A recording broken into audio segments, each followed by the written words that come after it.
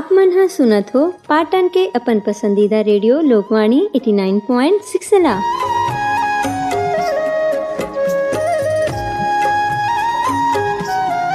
नमस्कार, जय जोहार, राम राम संगवारी हो। पाटन के आपके अपना सामुदायिक रेडियो स्टेशन रेडियो लोकवाणी 89.6 में आप सबके स्वागत है। मैं हूं आप सबके आरजे दो चित्रा और मैं हूं कृष्णा और स्वागत करते हैं आपका हिंसा के नो के एक नए एपिसोड में, जिसका नाम है हिंसा का नो। कृष्णा, तुम्हें पता है आज स्टेशन आते हुए मेरा मन हुआ म्यूजिक सुनने का, तो अपनी इस ख्वाहिश को पूरा करने के लिए मैंने म्यूज़िक शुरू किया। और तुम्हें जान के हैरानी होगी कि मैंने अपने पूरे 1 घंटे के सफ़र में कोई भी ऐसा गाना नहीं सुना जिसमें महिलाओं को नॉन ऑब्जेक्शनेबल तरीके से पेश किया गया हो। वैसे तो हम 21वीं सदी में हैं, लेकिन पता नहीं क्यों आज भी लोगों की सोच उन पुराने और रूढ़िवादी विचारों से प्रेरित है जो महिलाओं को एक बेचारी और मजबूर स्त्री के रूप में देखती है। कृष्णा, मैं तुम्हें पूछना चाहूँगी कि आखिर तुम्हारे हिसाब से महिलाओं को समाज में किस तरह से जीने का अधिकार है, और तुम्हें क्या लगता है कि क्या महिलाओं को उनके हक से वंचित रखना उनके साथ नाइंसाफ़ी नहीं है? चित्रा, अगर बात महिलाओं की है तो वो हमारे समाज का आधा हिस्सा है। उन्हें उतनी ही इज्जत और सम्मान मिलना चाहिए जितना कि एक पुरुष को मिलता है। जन्म से लेकर मरने तक पुरुषों के जीवन से जुड़े हर कदम और उनके हर फैसलों में उनका साथ देती है। न सिर्फ भारत में बल्कि पूरी दुनिया में महिलाओं की पहली ड्यूटी बच्चों की देखभाल करना और घर से जुड़े कामों में व्यस्त रहना ही माना जाता है। बहुत छोटी उम्र या यूँ कहें कि पैदा होने से पहले ही महिलाओं के साथ भेदभाव, हिंसा और अन्य प्रकार के जुर्म शुरू हो जाते हैं। जैसे जैसे हम समय में आगे बढ़ रहे हैं वैसे ही ये मानसिकता हमें पीछे की तरफ खींच रहे हैं। कृष्णा, सच कहूँ तो मुझे तुम्हारी बातें सुन के आज काफ़ी हैरानी हुई। सोच और समझ बाकी लोगों से एकदम अलग है। मैं तुमसे एक और सवाल करना चाहूँगी। तुम्हें क्या लगता है कि महिलाओं के साथ हो रही हिंसा, नाइंसाफ़ी और अपमान की क्या वजह है? चित्रा, मुझे लगता है कि ये सारा खेल मानसिकता का है। हम मर्दों को बचपन से ही सिखाया जाता है कि हमें रोना नहीं है, हमें गुड़ियों के साथ नहीं खेलना है, हमें घर के किसी भी काम में माँ या बहन के हाथ नहीं बटाना, अपनी माताओं और बहनों के बिना अपनी इजाज़त के बाहर नहीं जाने देना। इसके अलावा अगर हमारे घर की महिलाएं हमसे अपनी हक की बात करती हैं तो हमें उन पे हाथ उठाने का पूरा अधिकार है। ऐसे ही न जाने कितने भेदभाव हैं जो हम बरसों से अपने घर की, अपने आसपास की और हमारे जीवन से जुड़ी सभी महिलाओं पर करते आ रहे हैं। हमारे समाज ने इसको इतना नॉर्मल बना दिया है कि अगर अब कोई मर्द सेंसिबल होकर अपने घर की महिलाओं की इज्जत करता है और उनको वंचित अधिकारों से रूबरू कराता है तो उसे जोरू का गुलाम जैसे शब्दों से पुकारा जाता है। तो क्या कहते हो कृष्णा, अपने स्पेशल सेगमेंट हिंसा को नो के आज के एपिसोड में इसी मुद्दों पर चर्चा करें। हमारी रेडियो लोकवाणी की बहन और माएँ जो हमें सुनती है और अपने ऊपर हो रही हिंसा और भेदभाव के प्रति जागरूक होती है, तो क्यों ना उन्हें ये बताया जाए कि किस तरह से उन पर बरसों से हिंसा होती आ रही है। और कुछ महिलाएं तो ऐसी है जिन्हें इस बात का अंदाज़ा भी नहीं कि जिस तरह का व्यवहार उनके साथ हो रहा है वो सामान्य नहीं है। ताल्लुकात तो है चित्रा, जैसे तुम्हारे घर में तुम्हारी माँ का निर्णय लेना मैं कोई भागीदारी नहीं है, वैसे ही भारत के हर घर में महिलाओं की जगह केवल रसोई में ही मानी जाती है। अक्सर उन्हें घर के सभी फैसलों से दूर रखा जाता है और उनकी राय को कोई भी महत्व नहीं दिया जाता है। जहाँ एक तरफ महिलाएं को जन्मदाता समझा जाता है, वहीं दूसरी तरफ उन्हें जन्म लेने से पहले ही मार दिया जाता है, केवल इसलिए नहीं क्योंकि वो स्त्री है। जब महिलाएं जन्म से पहले ही हिंसा का शिकार हो जाती है तो अपने पूरे जीवन चक्र में वो कितनी हिंसा का शिकार बनती होगी।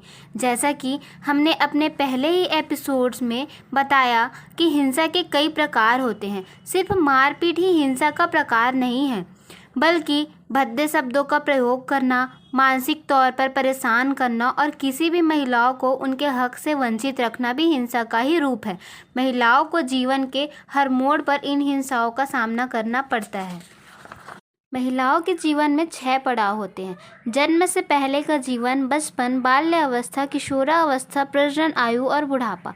लेकिन इन 6 पड़ावों में वो ना जाने कितनी बार उत्पीड़ित होती है। चित्रा, मैं तुम्हारी बात से एकदम सहमत हूँ।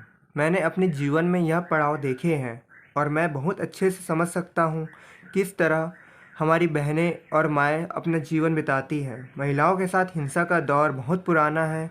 कई घरों में आज भी लोगों को सिर्फ बेटों की ही चाहत होती है। बेटा पैदा न होने पर महिलाओं पर जुर्म किया जाता है, उन्हें मारा पीटा जाता है और उन्हें तरह तरह की बातें सुनाई जाती है। केवल इतना ही नहीं, इस डर से कि कहीं बेटियां न पैदा हो जाए, बच्चों का लिंग जन्म से पहले ही पता लगाकर बेटियों के गर्भ में ही हत्या कर दी जाती है। और ऐसी घिनौनी हरकतें भारत के लगभग हर कोने में आज भी होती है।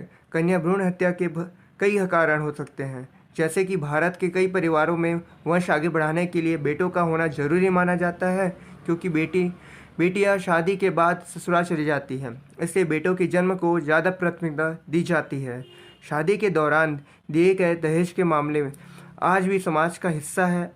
शादी के दौरान दिए गए दहेज के मामले आज भी समाज का हिस्सा है और शादी में भारी भरकम रकम न दे पाने के डर से माता पिता कन्या की हत्या कर देते हैं। आपने कई घरों में देखा होगा, बेटे होने पर ढोल नगाड़े बजाकर बेटे का स्वागत किया जाता है और वहीं बेटी होने पर सभी के चेहरे पर मायूसी छा जाती है। ये तो केवल जन्म से पहले की हिंसा है। जन्म के बाद भी बचपन से बुढ़ापे तक महिलाओं पर हर तरह की हिंसा की जाती है। अक्सर घरों में देखा जाता है कि घर के पुरुष पहले खाना खाएंगे और महिला को पुरुष के उठने के बाद ही खाना खाने बैठेंगे। बचपन से ही छोटी बच्चियों पर हिंसा का सिलसिला शुरू हो जाता है। उन्हें हमेशा बेटों से कम समझा जाता है, भाइयों से कम खाना देना, बीमार पड़ने पर अस्पताल ले जाना, स्तनपान से वंचित रखा जाता है, खेलने के लिए खिलौना नहीं दिया जाता है। बेटे के प्यार और दुलार के बीच बेटियों को अक्सर गैर समझा जाता है, यहाँ तक कि उनकी पढ़ाई का ख्याल भी माता पिता के मन से में नहीं आता है। कई बार जब भाई बहन में मारपीट हो जाती है तो केवल बेटों का ही पक्ष लिया जाता है और बेटियों पर ही हो रही हिंसा का नज़रअंदाज किया जाता है। यह सिलसिला ऐसे ही चलता रहता है और आगे जाकर पुरुषों को हिंसा करने की आदत पड़ जाती है और महिलाओं को हिंसा सहने की जैसे उम्र बढ़ती है जो सहने लगती है और उनकी सेहत पर इसका नकारात्मक प्रभाव पड़ता है। इन्हीं समस्याओं की वजह से जब बच्चे स्कूल जाती है तब उनके साथ स्कूल में हर तरह का दुर्व्यवहार होता है, जैसे छेड़खान, गाली गलौज, जिसकी वजह से उन्हें शर्मिंदा का सामना करना पड़ता है। उम्र बढ़ती है जो सहने लगती है और उनकी सेहत पर इसका नकारात्मक प्रभाव पड़ता है। इन्हीं समस्याओं की वजह से जब बच्चा स्कूल जाती है तब उनके साथ स्कूलों में हर तरह का दुर्व्यवहार होता है, जैसे छेड़छाड़, गाली गलौज, जिसकी वजह से उन्हें शर्मिंदगी का सामना करना पड़ता है। अगर महिलाओं पर हो रहे हिंसा की बात करें तो उसकी कोई उम्र नहीं, क्योंकि उन्हें अपने जीवन के हर चक्र पर हिंसा से गुजरना पड़ता है। केवल इतना ही नहीं कृष्णा, मैं तुम्हें और अपने श्रोताओं को बता दूं कि किशोरावस्था की महिलाओं के साथ ही सबसे ज़्यादा क्राइम के मामले सामने आते हैं। उनके साथ यौन शोषण, घरेलू हिंसा और शारीरिक हिंसा तो जैसे आम बात हो गई है। इसी डर से इनके घर वाले इन्हें बाहर जाने और पढ़ने की इजाज़त नहीं देते, जिसकी वजह से इनकी पढ़ाई बीच में ही रोक दी जाती है। महिलाओं और लड़कियों के साथ हिंसा लैंगिक असमानता को बढ़ावा देती है और सामाजिक, आर्थिक और राजनीतिक क्षेत्रों में पुरुषों से पीछे करती है। ऐसी असमताएं हर धर्म, जाति और वर्ग की महिलाओं को प्रभावित करती है। महिलाओं पर यौन हिंसा नवजात अवस्था से शुरू हो जाती है। महिलाओं को यौन हमलों का भी सामना करना पड़ता है, जैसे तेजाब फेंकना, पीछे करना, ब्लैकमेल करना या फिर विवाह के लिए मजबूर करना। कृष्णा, तुम्हें जान के बहुत हैरानी होगी कि सिर्फ लड़कियों, किशोरावस्था युवतियों के साथ ही नहीं बल्कि बुजुर्ग महिलाओं के साथ भी हिंसा के मामले रोज अखबारों में आते हैं। उन्हें बेरहमी से मारा पीटा जाता है, उनकी उपेक्षा की जाती है, उनसे तुच्छ तरह के काम करवाए जाते हैं और उन्हें असहाय छोड़ दिया जाता है। इन्हीं कारणों की वजह से दिन ब दिन वृद्धाश्रमों की संख्या बढ़ती नजर आ रही है। महिलाएं सबसे ज़्यादा घरेलू हिंसा का शिकार बनती है। ये हिंसा पति या घर के ही किसी सदस्य द्वारा की जाती है। अक्सर देखा जाता है कि घरेलू हिंसा के मामलों को घर की निजी मामला समझकर दबाने की कोशिश की जाती है। घरेलू हिंसा के केसेस केवल शादीशुदा महिलाओं के साथ नहीं बल्कि हर उम्र की महिलाओं के साथ देखने को मिलते हैं। घरेलू हिंसा के जूझ रहे महिलाएं मदद लेने से झिझकती है क्योंकि उन्हें लगता है कि कोई उनकी बात नहीं सुनेगा। अगर आवाज़ उठाने की वजह से उनके पति ने उन्हें घर से निकाल दिया तो वो कहाँ जाएंगे, और शिक्षा के अभाव से वो आर्थिक रूप से कमज़ोर होती हैं और अक्सर घर के पुरुषों पर ही निर्भर रहती हैं। श्रोताओं, जब हम हिंसा और उसके प्रभावों की बात करते हैं तो हम केवल बाहरी चोट की ही नहीं बल्कि आंतरिक तनाव की भी बात करते हैं। हिंसा की वजह से महिलाओं की सेहत पर बहुत बुरा असर पड़ता है। उन्हें शारीरिक दिखावट में बदलाव आता है, मानसिक रोगी बनने का खतरा रहता है, उनके यौन तथा प्रजनन संबंधी स्वास्थ्य पर बुरा प्रभाव पड़ता है।